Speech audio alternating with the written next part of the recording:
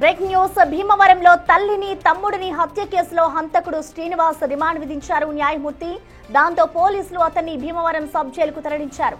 తల్లి మహాలక్ష్మి, సోదరుడు రవితేజకు బంధువులు అంత్యక్రియలు నిర్వహించారు. గతంలో శ్రీనివాస్ బెంగళూరులో వాచ్మెన్ గా పనిచేశాడు. 2013 నుంచి ఆయన మానసిక పరిస్థితి బాగాలేదని సోదరి వాణి చెబుతోంది. చాలా హాస్పిటల్స్ లో చూపించామని, కొంతకాలం తమిళనాడులోని ఓసియన్ మెడిటేషన్ కేంద్రంలో చికిత్స కూడా తీసుకున్నట్టు చెప్పారు. అక్టోబర్ 13న బెంగళూరు వెళ్లి హాస్పిటల్లో చూయించుకొని మందులు తీసుకెళ్లినట్లు తెలిపారు.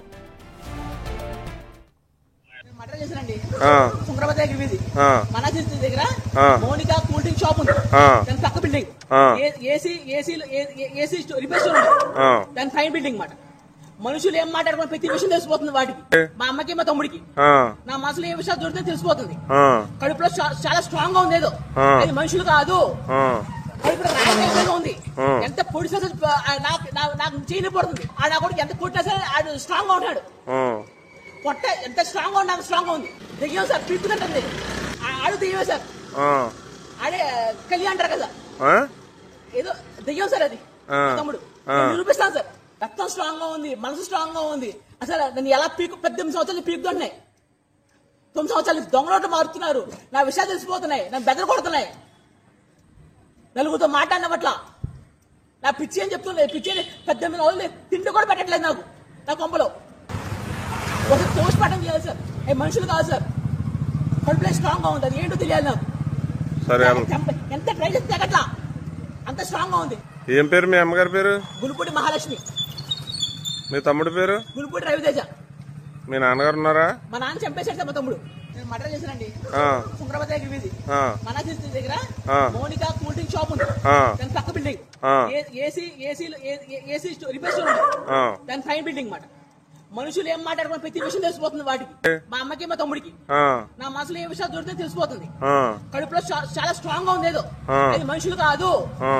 కడుపులో ఉంది ఎంత పొడిసా నాకు చేయనిపడుతుంది. ఆ నా కొడుకు ఎంత కొట్టినా సరే ఆడు స్ట్రాంగ్ గా ఉంటాడు. పొట్ట ఎంత స్ట్రాంగ్ గా ఉన్నా స్ట్రాంగ్ గా ఉంది. దెయ్యం సార్ పీక్కుతుంటుంది. ఆడు దెయ్యమే సార్. ఆడే కళ్యాణ్ అంటారు కదా, ఏదో దెయ్యం సార్ అది. తమ్ముడు నిరూపిస్తాను సార్. రక్తం స్ట్రాంగ్ గా ఉంది, మనసు స్ట్రాంగ్ గా ఉంది. అసలు నన్ను ఎలా 18 సంవత్సరాలు పీకుతున్నాయి. 9 సంవత్సరాలు దొంగలోట మారుతున్నారు. నా విషయాలు తెలిసిపోతున్నాయి, నన్ను బెదర కొడుతున్నాయి. నలుగురితో మాట్లాడినట్ల నా పిచ్చి అని చెప్తుంది. పిచ్చి అని 18 రోజులు తిండి కూడా పెట్టట్లేదు నాకు. నా కొంపలో ఒక పోస్ట్ మార్టం చేయాలి సార్. మనుషులు కాదు సార్. కడుపులో స్ట్రాంగ్ గా ఉంది, అది ఏంటో తెలియాలి నాకు. ఎంత ట్రై చేస్తే అట్లా అంత స్ట్రాంగ్ గా ఉంది. ఏం పేరు మీ అమ్మగారి పేరు? గునుపూడి మహాలక్ష్మి. మీ తమ్ముడి పేరు? గునుపూడి రవితేజ. మీ నాన్నగారు ఉన్నారా? మా నాన్న చంపేశాడు సార్ మా తమ్ముడు. ఇక ఈ ఘటనకి సంబంధించిన పూర్తి డీటెయిల్స్ ని మా ప్రతినిధి సాగర్ అందిస్తారు. సాగర్, చెప్పండి, అసలు మొన్న తల్లిని తమ్ముడిని హత్య చేసిన నిందితుడికైతే ఇటు న్యాయమూర్తి రిమాండ్ విధించారు కాబట్టి అసలు ఎన్ని రోజులు రిమాండ్ విధించారు? ఈ ఘటనకి సంబంధించిన లేటెస్ట్ అప్డేట్స్ ఎలా ఉన్నాయి?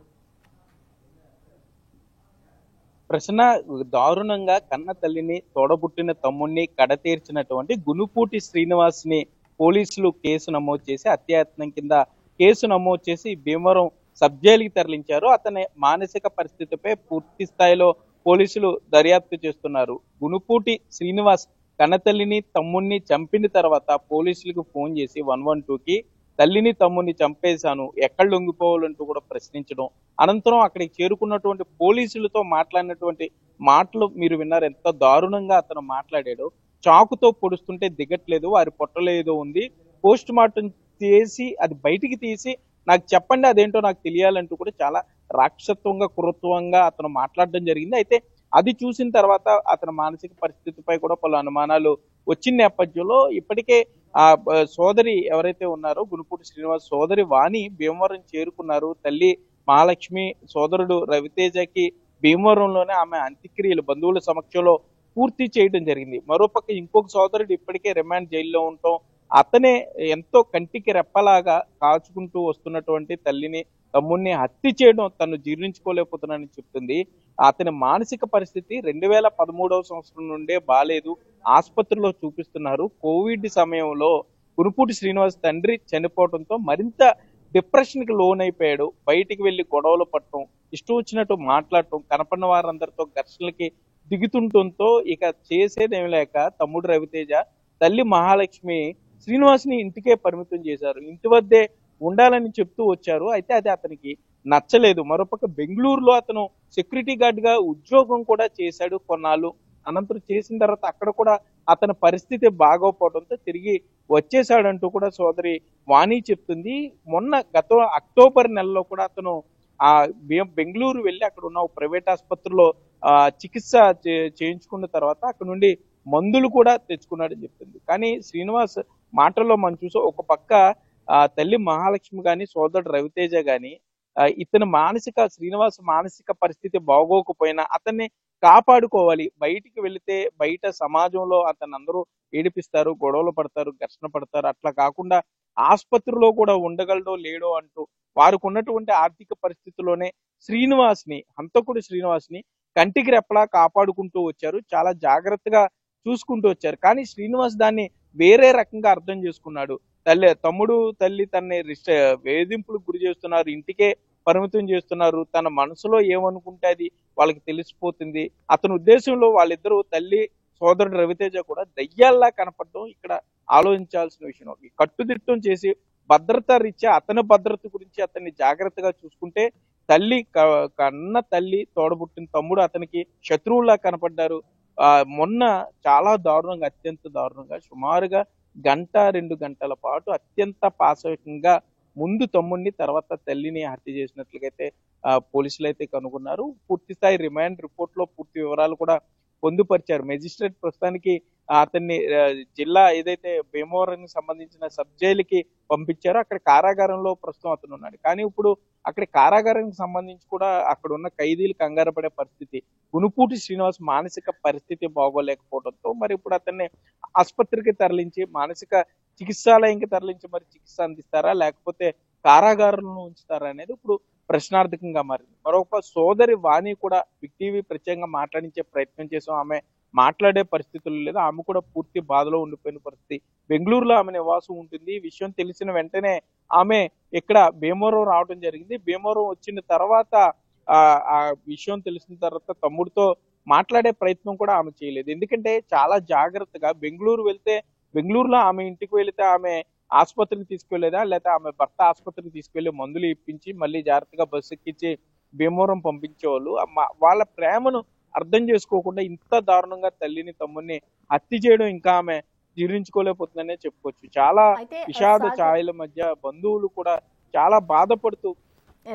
అంటే సాగర్, అతను చెప్తున్న దాని ప్రకారం చూసుకుంటే ఇందాక మీరన్నట్లుగా నా తమ్ముడు నా తల్లి ఇద్దరు కూడా నాకు దయ్యాల్లా కనిపిస్తున్నారు, సో నేను ఏం మాట్లాడినా కూడా వాళ్ళకి తెలిసిపోతుంది అంటూ కూడా చెప్తూ ఉన్నారు. మరి దీనికి సంబంధించి అసలు కుటుంబ సభ్యులు కూడా గతంలో మేము ట్రీట్మెంట్ ఇచ్చాము అంటూ కూడా చెప్తున్నారు. కాబట్టి అప్పట్లో ఎప్పుడైనా ఈ విధంగా హత్యకి సంబంధించి అంటే ఈ విధంగా ప్రవర్తించేవాడా లేదంటే మానసికంగానే అతనికి ఏం అర్థం కాక ఉండేవారా? అంటే కంప్లీట్గా అతను లైఫ్ సర్కిల్ అసలు ఎలా ఉండేదనుకోవచ్చు?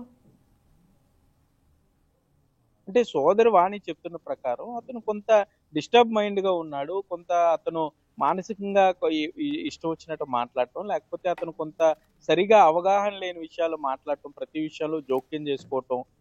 మీరు చూసారు వీడియోలో కూడా అతను అర్థం పర్థం లేకుండా మాట్లాడుతూ వచ్చాడు.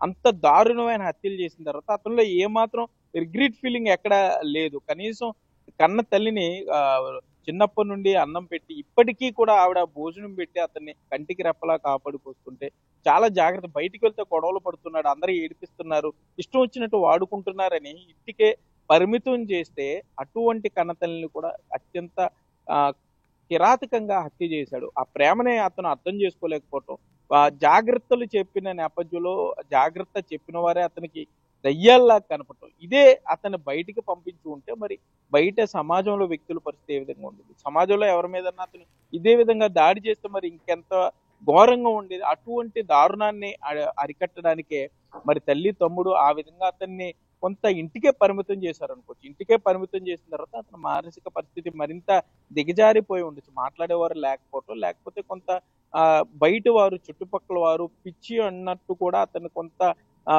కామెంట్ చేస్తూ మాట్లాడిన మాటలు కూడా అతనికి కొంత కోపాన్ని తెప్పించి ఉండవచ్చు. అక్టోబర్ నెలలోనే సోదరు వాణి మనకు చెప్తుంది, అక్టోబర్ నెలలోనే అతను బెంగళూరు వెళ్ళటం, అక్కడ చికిత్స చేయించుకుని అక్కడ కొన్నాళ్ళు ఉండిన తర్వాత ఆ డాక్టర్ రాసిన ప్రిస్క్రిప్షన్ ప్రకారం మందులు కూడా తెచ్చుకున్నాడు, మందులు వాడుతున్నాడని చెప్తున్నారు. మరి అయినా కూడా అతని మీద ఈ మందులు ఏం ప్రభావం చూపించక అతని ఆలోచనల్ని కంట్రోల్ చేయలేకపోయినాయి. తన తల్లి తమ్ముడు దయ్యాల్లా కనపడటం కానీ అతను చెప్తుంటే మీరు చూస్తే కూడా చాలా భయానకం. ఆ వీడియో చూసిన వారందరూ కూడా చాలా భయానికి గురైన పరిస్థితి. అతను యాక్ట్ చేసి చూపిస్తున్నాడు ఏ విధంగా పొడుస్తుంటే కత్తి పొట్టలోకి దిగటం లేదు, వారి పొట్టలో ఏదో ఉంది, పోస్ట్ మార్టం చేయండి, పోస్ట్ మార్టం చేసి బయటికి తీసి అదేంటో తనకు చెప్పాలి, నాకు తెలియాలి అదేంటో అంటున్నాడు. అంటే అతను పూర్తిగా వేరే ట్రాన్స్ లోకి వెళ్ళిపోయిన పరిస్థితి.